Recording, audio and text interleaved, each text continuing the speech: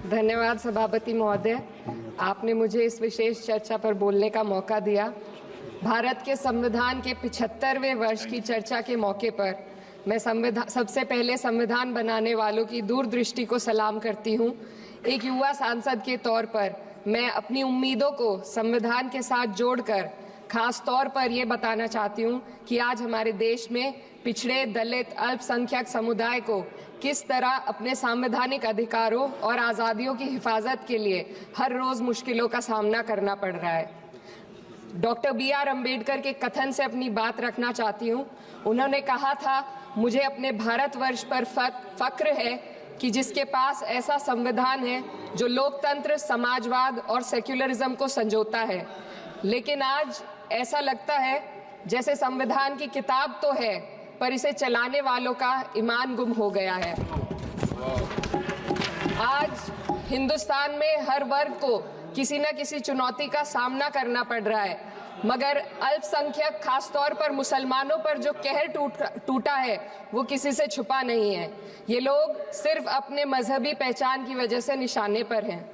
संविधान का अनुच्छेद 15 कहता है कि किसी भी नागरिक के साथ धर्म, जाति या किसी और वजह से भेदभाव नहीं होना चाहिए, लेकिन हकीकत इसके उलट है। हालात इस कदर बिगड़ चुके हैं कि hate speech, mob lynching, bulldozer द्वारा घरों को गिराने की घटनाएं आम हो गई हैं, खास तौर पर उत्तर प्रदेश में, जहां ऐसा लगता है जैसे कानून के नाम पर जंगल राज चल रहा हो। संभल में जो हुआ वो सबके सामने है। पुलिस के संरक्षण में निर्दोष लोगों की हत्या की गई और सरकार ने चुप्पी साध ली। अल्पसंख्यकों पर हिंसा बढ़ती जा रही है, मगर सत्ता में बैठे लोग या तो आंखें मूंदे हुए हैं या फिर इन घटनाओं को बढ़ावा दे रहे हैं। हद तो तब हो जाती है जब न्यायपालिका की बात भी अनसुनी कर दी जाती है। सुप्रीम कोर्ट ने मॉब लिंचिंग पर 11 सूत्रीय निर्देश जारी किए थे। इसमें साफ कहा गया था कि राज्य सरकारें और पुलिस इस तरह की घटनाओं को रोकने और दोषियों पर सख्त कार्रवाई करने के लिए जिम्मेदार है, लेकिन आज भी इन निर्देशों पर अमल नहीं हो रहा है।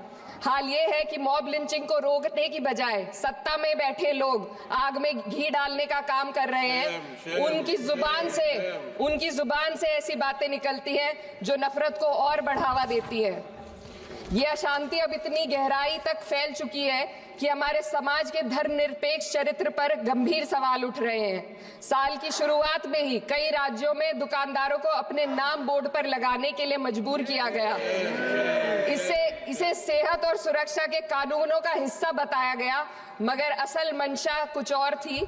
ये कदम खास तौर पर मुसलमान दुकानदारों को निशाना बनाकर उठाया गया ताकि उनकी रोजी रोटी पर चोट की जाए। पिछले हफ्ते मुरादाबाद में एक मुस्लिम डॉक्टर को हिंदू बहुल्य मोहल्ले में घर खरीदने पर विरोध झेलना पड़ा। वजह बताई गई कि इससे मोहल्ले की सामाजिक शांति बिगड़ जाएगी। अब आप ही बताइए, क्या ये वजह सही है, जायज है? असल में ये छोटी बड़ी घटना इस बात का सबूत है कि सांप्रदायिकता को बढ़ावा देने वाले बयान और नीतियां हमारे समाज को अंदर से खोखला कर रही है। उत्तर प्रदेश में यति नरसिंहन ने बेहद घटिया बयान दिया, लेकिन सरकार इन बयानों पर कोई कार्रवाई नहीं कर रही। हेट स्पीच न केवल जनमानस के विचारों को प्रदूषित करती है, बल्कि इससे अब संवैधानिक पदों पर बैठे लोगों को भी प्रभावित कर दिया है। अभी हाल ही में माननीय उच्च न्यायालय इलाहाबाद के माननीय न्यायाधीश ने ऐसे बयान दिए जिसका संज्ञान खुद सुप्रीम कोर्ट को लेना पड़ा। संविधान के अनुच्छेद 29 और 30 ने अल्पसंख्यकों को उनके मजहबी और सांस्कृतिक हक दिए हैं ताकि वो अपनी पहचान को बचा सके और अपने संस्थान चला सके, लेकिन आज उन्हीं हकों पर हर तरफ से चोट की जा रही है।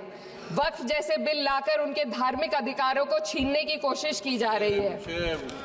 आज अल्पसंख्यक समुदाय को संविधान द्वारा दिए गए अपने बुनियादी अधिकार पाने के लिए लंबी लड़ाई लड़नी पड़ रही है। ऐसे कई मामले अदालत ने न्याय देकर संविधान की रक्षा की है, लेकिन अदालती प्रक्रिया में जो समय लगता है उसकी वजह से देश के सामाजिक ताने बाने को भारी नुकसान उठाना पड़ता है।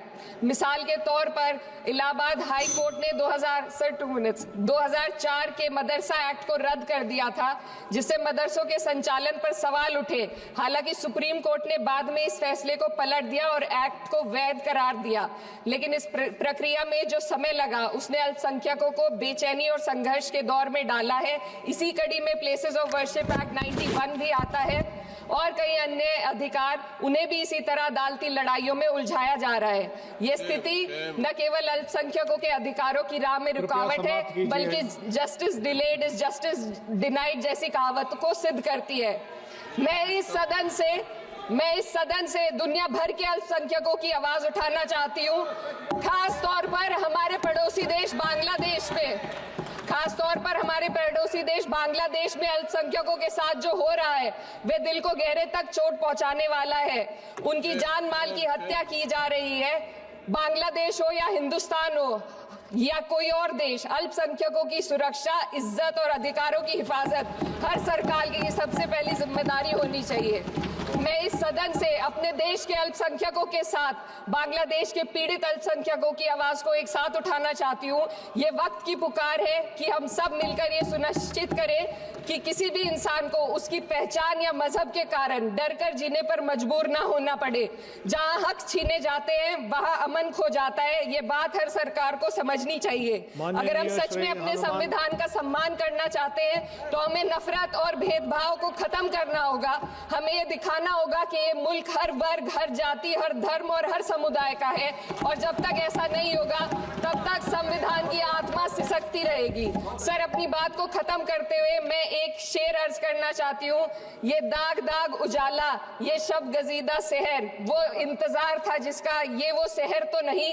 लेकिन अगर इस सदन में बैठे हम सभी सदस्य ये ठान ले कि हमें संविधान के मूल्यों को लागू करना है और उसे लागू करने का प्रयास करें, तो वह सुबह जरूर आएगी जिसके लिए लाखों भारतवासियों ने अपने जानों की कुर्बानी दी थी।